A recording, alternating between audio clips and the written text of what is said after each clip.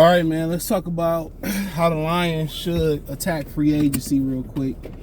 As far as position, a little bit attacking the draft too, but I already know what these NBA players is like. These NFL players kind of can do, and kind of what would be my strategy. Obviously, I clear the cap space. Obviously they got decisions to make as far as Romeo, Charles Harris, High Tide, a few other guys as well too. I bring back DJ Sharkman. I already talked about guys I bring back. These guys I probably potentially move on from. But yeah, I move on from them. I think in the middle rounds, or in the draft, I find, like I always said, I find me a right guard, a right tackle prospect. I slide him to guard and let him kind of like play guard, and then I flip him to right tackle when I'm ready to move on from Taylor Decker. Move the right guard to the right tackle and move Sewell to left tackle. So I get a right guard that's prepared to possibly go to right tackle if injury and just develop him as a tackle behind the scenes and all that type of stuff. So I won't spend no free agent money on the line. I go young, right? Then when you talking about defense and everybody said they should draft defense, I look at a few positions or just players I would acquire via non-draft. That's what I say. And when I look at the draft, and I look at free agency and trade, I like to acquire a corner. Do free agency, through trade. I still wouldn't rule out me drafting a corner in the first round if I'm not sold on Jeff Okudah, or early in the draft, let's say. But I think they need somebody that come in right now and be the number one corner, or be 2A to Okudah's 2B, or 1A to Okudah's 1B. I expect Okudah to make a jump next year if healthy. And I think he made a huge jump this year. This really was like his rookie year. But I like to acquire Jalen Ramsey. And then also I'll spend some money on Tremaine Edmonds. That way you wouldn't have to spend a draft pick on the linebacker. With Levante David, you would. You still want to get a younger linebacker to learn behind him. The Levante David route will be a bit cheaper. Okay? It will be a bit cheaper in my opinion. But I think as long as you don't go after nobody like Lamar Jackson, you fine. You do Edmonds. You find a corner, if it's Ramsey, if it's Greedy Williams, if it's James Bradbury, a veteran guy to come in there. And those would be the two where I would spend money free agency wise. That's it. And other things is just, I'm just filling out the roster. Now you say, well, what if you lose DJ Shark? Then maybe I look at a guy like Marquise Goodwin, or just another burner.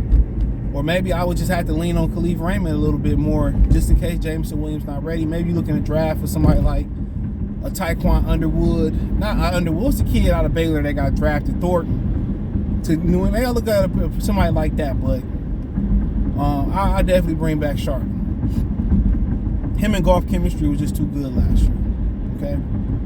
But free agency wise, or acquiring guys via trade or something like that, or for me, I like Edmonds, and I like to add a number one corner or a fourth corner prospect like Ramsey and Edmonds. That's where I would spend my majority of my money at. Now, Javon Hargraves, I like him. Deron Payne, I like him. But the amount of money that you're going to have to fork up for them guys, I would just go ahead and just spend the draft capital and move up to 3 and get Jalen Carter. Or, it's a kid from Pitt. You got the kid from Clemson. Not really a fan of him. Top 6, but hey, 18, yeah, I wouldn't mind it. So then there are other ways to do with it, but you just, when you got somebody like Jalen Carter that fit a need and fit a want, and it might be an SOL thing to do to move up for interior lineman, but man, I like him a lot. And obviously if Anazorki would hit, you wouldn't be enticed to go up there and get him. But, it kind of just buzz in your head. What if you could play them together? So, that would kind of be my strategy. As of right now, it could change. And that's how I would attack the defense. The 3 main holes in the defense. Corner 1, inside linebacker, and defensive lineman. Interior lineman. That's how I would attack it. I would say, look here. For me to go to 3 to 6, I got 6. I got a 2 and maybe a future mid-round pick. You know, that's how I would attack offensively. I would like to add a Bijan Robinson and Zach Charbonnet to the backfield. If you lose DJ Chark, then hey, you look to kind of add a burner. You know, because you can't count on Quintez Cephas. You don't know what's a real relationship him and Goff got. They ain't got a lot of snaps in together, but that's kind of where I would go with it at. Offensively, you're just looking to plug the right guard. You're just looking to, you know, get a running back that's explosive and it makes some explosive plays. And I just think overall, you're looking for a kick returner. You got a punt returner in Raymond, a kick returner that can be a game changer. Me, I like Charlie Gardner or C.J. Gardner-Johnson. I like him. No doubt about it. I like him. But I'm a believer in Tracy Walker. I'm a believer in Kirby Joseph and possibly Deshaun Elliott. I like all 3 of them last year. So that's who I'm going to believe in. That's who I'm going to run with. You know, that's who I'm rolling with. You know, that'll kind of be my strategy right then and there. I would like to bring Anazoni back just because he know the offense. But if you're going to go somewhere and start, I would understand. Then I'd probably just look at a raw inside linebacker prospect. You know, other places tight end. I love Michael Mayer, but I just can't do it in the first round. There's too many other pressing needs. And you say, well, in the 18th pick, what would you do if no Bijan Robinson? It's just best player available. If it's a corner, whoever it is. So, but my whole strategy is Carter, moving up to get Carter. You know, getting a number 1 corner prospect, getting an inside linebacker, and getting somebody like Bijan Robinson in the backfield. I think you want to support Jared Goff on both sides of the ball, on all 3 sides of the ball, and getting a kick and a kicker too.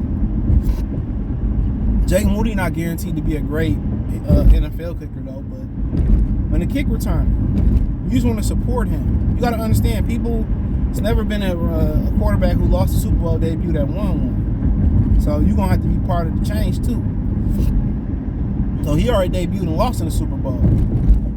So what you seen from Jared Goff in the first half of the season was everybody went down and he needed help. When DeAndre Swift went down, you seen the drop off. When Shark went down, you seen the drop off. When St. Brown went down, you seen the drop off. So you see what I'm saying? So, you know, you got to continue to add him with playmakers. It was a lot on Jamal Williams' back.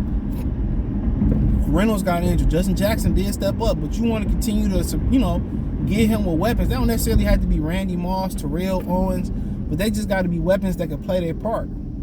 So you want to support him. Jamal can get the tough yards. Bijan Robinson, quick, darty guy. Swift, we know what he can do. Jameson Williams, we see coming off of ACL, he can run and catch in the cold. St. Brown, he can do it all. You know, Josh Reynolds stretched the field. DJ Shark stretched the field, started to catch it over the middle last year. You know what Brock Wright can do? They're not looking for him, but guess what? He can run. He can move the chains. He can block. Zelstra can catch and run. James Mitchell, I think people going to like James Mitchell. Athletic, can run, can catch. So you like what they doing. You want to plug that right guard position to this draft with somebody young with the versatility of High Tide. And you want to let some of these high-priced players go that's going to be cap casualties. You hate to see Romeo go. You hate to see Charles Harris go. You hate to see High Tide go. But it has to happen. They can be replaced. James Houston is stepping up. You know, John Kaminsky is stepping up. You know what I'm saying? So Josh Pascal is stepping up. So you hate to see it. You hate to see some of these dudes go. You know, Julian Okoye had his moments last year. So you're getting younger and more dynamic up front. You know, with Carter, Anazorki come back. Elaine McNeil had a great game versus New York. He more of a plugger. You know, Josh Pascal, you getting penetrators, you getting block shedders. Aiden Hudson, the leader up there, getting athletic. I mean, it's getting beautiful out there. It's getting beautiful, but that'll kind of just be my strategy. You know? So, That'd be my strategy, kind of how I would attack it. And now, people want to come play for Detroit because they went from an organization that didn't seem to care about their players to care. You got to give it to Martha. But the natural progression was to go from a dictator as a head coach to a player's coach. That's the progression. That's the natural progression. You go from offense, you usually go to a defensive coach. So it is what it is. So it's gonna be interesting. But that's how I kind of attack it on the surface. And Edmonds and Ramsey or somebody like that and Carter will make them that much more dynamic and athletic up front. And that's the beauty of it. And that's the beauty of it. So let me know what you girls and guys think. But that's kind of where I'm at with it right now.